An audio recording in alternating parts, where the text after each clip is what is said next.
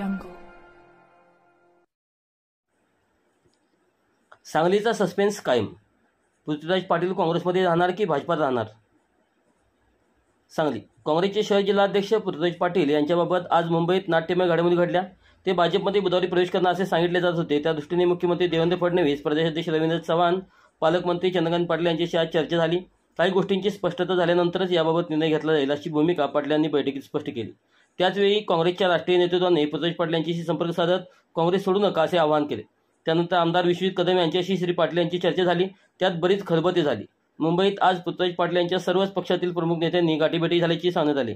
भाजपातील प्रमुख नेत्यांना ते भेटलेच, मात्र विश्वजित कदम यांच्याशी त्यांची सविस्तर भेट झाल्याचे समजते. त्यामध्ये काँग्रेसमध्ये राहणार का भाजपची वाढ धरणार याबद्दल निर्णय अजून गुलदस्त्यातच आहे. पृथ्वीराज पाटील यांच्या शिंदे यांच्या शिवसेनेसह व अजित पवार यांच्या राष्ट्रवादी करून ऑफर असल्याचे खात्रीलायक सूत्रांनी सांगितले. त्यामुळे गेले काही महिने सखियांनी केलेले विश्वासघातामुळे अस्वस्थ असलेले पृथ्वीराज पाटील पक्ष सोडतात का काँग्रेस श्रेष्ठी यांना थांबवण्यात यशस्वी ठरतात हे पाहणे कुतूहलाचे आहे. पृथ्वीराज पाटलांनी मात्र कार्यकर्त्यांशी बोलून 8 दिवसात निर्णय घेण्याचे संकेत दिले आहेत.